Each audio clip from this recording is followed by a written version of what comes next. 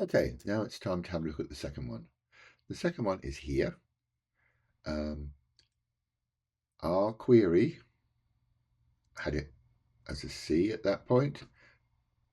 The Cortinarius tigris type material had a G. Question, is this important? Well, in Steve's initial analysis, he said at base pair 427, we have a C where the subject has a G. Looking at our sequence at this point, and this is what we'll go on to do, we can see a double peak of equal heights that are C and G. The Fred score at this base pair is low, so happy to accept that this is not a real mismatch. Okay, let's see how he found this out. So, again, go back to this. If we want to find out where that particular point is in the AB1 file, very simply, we select all the way along to the end of the line and copy that. We make sure that we put a marker at the beginning of our trim sequence. There's the deleted part, so the beginning is here. And then we paste that copied element of the sequence into the find sequence box up here.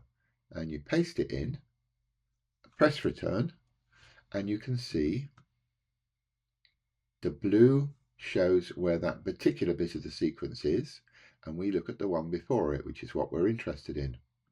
So there's the C that corresponds to the C here, but the type sequence has a G. Now, this is where, at the moment, it's really difficult to see what's going on down here. So this is where the vertical scale and the horizontal scale come into play. Because, first of all, if we play with the vertical scale, we can enlarge the peaks. That's the first thing. With the horizontal scale, we make it even clearer. Now, this is where it gets a little bit tricky, because as soon as I press on here, I've lost no, I haven't. I can still see it. So I can still see where I'm interested in, because this hasn't gone yet. So let's play with the horizontal scale and see if we can make this look a little bit bigger. And you can see you'll then have to do a little bit of scrolling to find out exactly where you are. And this is the only tricky bit in the whole thing. Now, we're interested in that particular point there.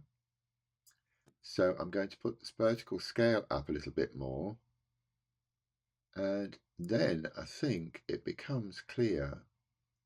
And we might put the horizontal scale a bit further along, so we can bring it into the middle, which is always the tricky bit, seeing what's going on here. But hopefully you can now see, no, I don't want to lose the peak, but I do want to spread this out a little bit more. Really tricky, but it works. Let's just put it up there right now. Hopefully you can see there are actually two lines, one on top of the other here. You've got the blue line, which is the C, that goes underneath and then goes behind the black line, which is coming along here.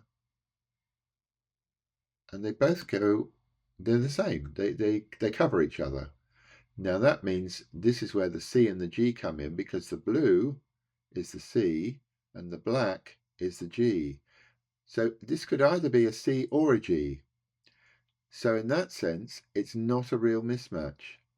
And then the other thing that Steve was looking at was if you now click on that C and go down here, you can see the thread score is actually quite low. And this is what he said. Where am I? At base pair 427, we have a C where the subject has a G. Looking at our sequence at this point, we can see a double peak of equal heights that are C and G. The thread score at this base pair is low, so happy to accept that this is not a real mismatch. That solves that one.